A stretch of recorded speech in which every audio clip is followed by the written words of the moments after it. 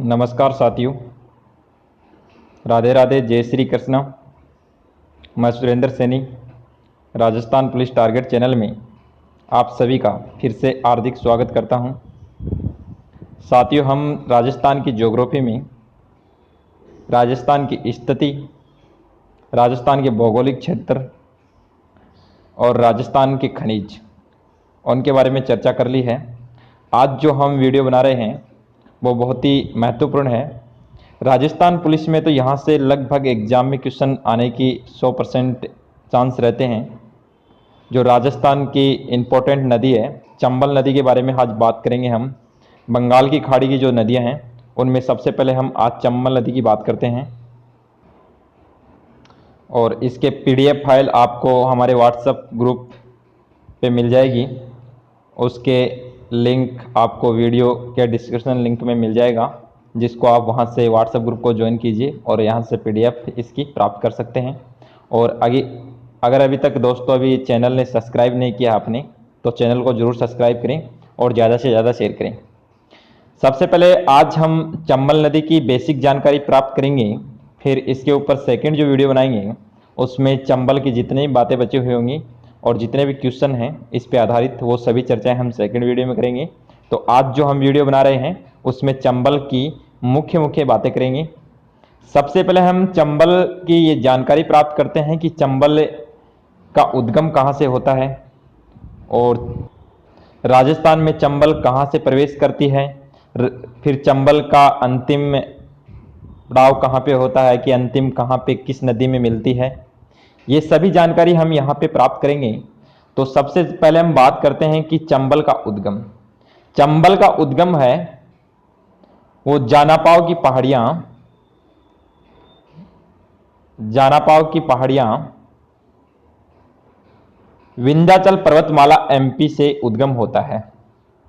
कि इसको इस प्रकार से समझिए मैप के माध्यम से, तो यहां से चंबल का उद्गम होता है और जब राजस्थान में प्रवेश करती है तो राजस्थान में ये चौरासीगढ़ में प्रवेश करती है। कहां पे प्रवेश करती है? चौरासीगढ़ चित्तौड़गढ़ में प्रवेश करती है।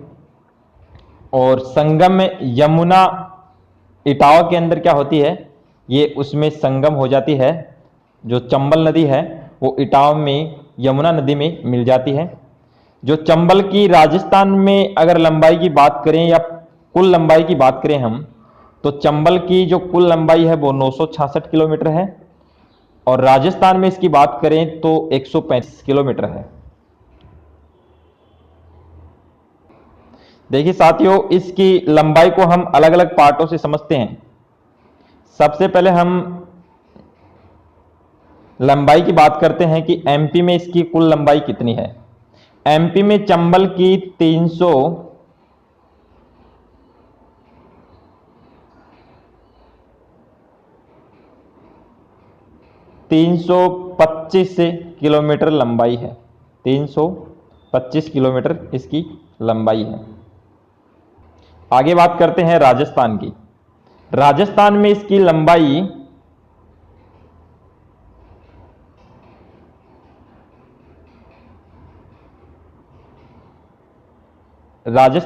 लंबाई की बात करें तो राजस्थान में इसकी लंबाई है 135 किलोमीटर। 135 किलोमीटर। अगर हम इसकी लंबाई की बात करें, राजस्थान और मध्य प्रदेश के साथ जो सीमा बनाकर नदी ये प्रवाह करती है, अगर उस लंबाई की अगर बात करें हम तो 241 किलोमीटर इसकी लंबाई है और जो बच गई वो इसके राजस्थान के आगे की लंबाई है। तो इस प्रकार से इसकी कुल लंबाई 966 किलोमीटर है और राजस्थान में 135 किलोमीटर बहती है। आगे बात करते हैं, जो चंबल नदी है वो राजस्थान में प्रवेश करती है, वो स्थान चौरासीगढ़ है और राजस्थान के चित्तौड़गढ़ जिले में क्या करती है? प्रवेश करती है। फिर आगे कोटा, बूंदी, करौली, धौलपुर, सवाई माधोपुर तक जाते हुए ये UP में यमुना नदी में संगम हो जाता है। इससे आगे देखना, सहायक नदियां। चंबल की सहायक नदियां कौन कौन सी है? तो यहाँ पे सहायक नदियों की ट्रिक भी बताई गई है कि गुस्से में माँ बाप ने आज काले घोड़े पर बार बार चाकू से मारा। सबसे पहली सहायक नदी है गुजाली, मेज, मांगली, पर्वती, नेवाज, आहू, काली सिंध, गोड़ा पछाड़, परवन, बनास, ब्राह्मणी, कुराल, सीप। ये सभी इसकी क्या है, सहायक नदियां हैं, जिसको यहाँ पे मैप के माध्यम से बताया भी गया है कि इसकी कौन कौन सी सहायक नदियां हैं। आगे हम बात करते हैं, इससे आगे की बात करते हैं। जो चंबल नदी है वो रामेश्वर घाट में त्रिवेणीय संगम बनाती है। कहाँ पे बनाती है? जिसमें बनास नदी, सीप नदी और चंबल नदी होती है, और त्रिवेणीय संगम ये बनास रामेश्वर घाट में सवाई माधोपुर में बनाती है। इससे आगे देखना, बनास चंबल की सबसे लंबी सहायक नदी है, उसका नाम बनास है, और काली सिंध चंबल की दाईं ओर से सबसे लंबी सहायक नदी है। जो दाईं ओर से चंबल में मिलने वाली सबसे लंबी नदी है वो काली सिंध है। इससे आगे देखना, सामेला, काली सिंध व आहू के संगम को झालावाड़ में सामेला कहा जाता है। कि काली सिंध और आहू के जो संगम होते हैं झालावाड़ में जो मिलती हैं दोनों, उसको क्या कहते हैं? सामेला कहा जाता है, जिसके किनारे सर्वश्रेष्ठ जल दुर्ग गागरोन स्थित है। जलदुर्ग गागरोन स्थित है। इससे आगे देखना,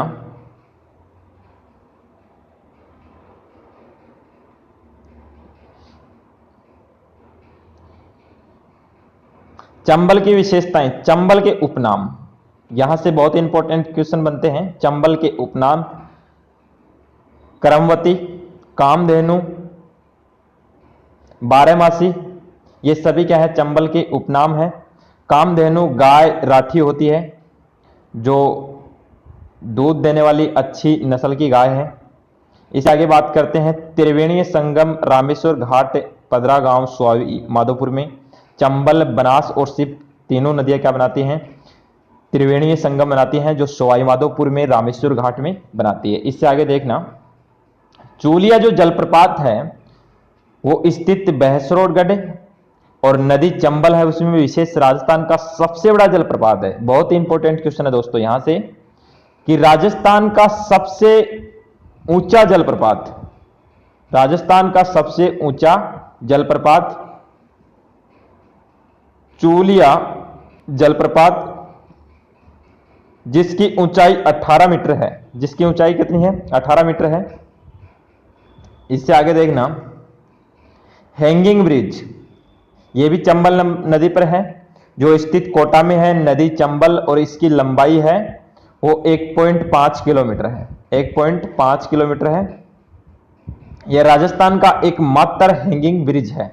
राजस्थान का एकमात्र हैंगिंग ब्रिज है, जिसकी लंबाई 1.5 किलोमीटर है। चंबल में संरक्षित जीव घड़ियाल, जो संरक्षित जीव पाए जाते हैं वो घड़ियाल है, गागेम सूर है, सुस है और उद्बिलाव है, जिसे गागेम को डॉल्फिन भी कहा जाता है। चंबल नदी राजस्थान में सर्वाधिक अवनालिका अपर्दन वाली नदी है। ये यहाँ से बहुत ही इंपॉर्टेंट क्वेश्चन बनता है, डायरेक्ट एग्जाम में भी आता है कि अवनालिका अपर्दन करने वाली सबसे सर्वाधिक अवनालिका अपर्दन करने वाली नदी कौन सी है? तो चंबल नदी है। इससे आगे देखना, उत्कात भूमि, इनका सबका क्या करती है? निर्माण करती है। और बीहिड़ व डांग प्रदेश, बीहिड़ व डांग प्रदेश से जो धौलपुर और करौली के जो क्षेत्र हैं उनको बीहिड़ या डांग प्रदेश, उनमें क्या बनाती है? बीहिड़ बनाती है। चंबल की बांध परियोजना, चंबल की बांध परियोजना है, उनको हम 3 चरणों में विभाजित कर रहे हैं, और 4 बांधों का निर्माण करती है चंबल नदी, जिसमें गांधी सागर, आगे राणा प्रताप सागर, जवाहर सागर, कोटा बैराज सागर, ये सभी बांध क्या है? चंबल नदी पे बने हुए हैं। जिनमें हम सबसे पहले बात करेंगे गांधी सागर। जो गांधी सागर बांध है वो तो एमपी में बना हुआ है चंबल नदी पर, और बाकी जो 3 बांध है वो राजस्थान में है। राजस्थान में भी राणा प्रताप सागर जो बांध है वो चित्तौड़गढ़ जिले में है। चित्तौड़गढ़ जिले में है। और जवार सागर जो बांध है वो कोटा व बूंदी में, और जो कोटा बैराज है वो कोटा में है, जो सिंचाई के लिए काम में लिया जाता है। इससे आगे बात करते हैं, बांधों से बहुत इंपॉर्टेंट क्वेश्चन बनते हैं यहां से। चंबल में अटल बिहारी वाजपेयी जी की अस्थियों का विसर्जन किया गया, जो कोटा में है। एक कोटा बैराज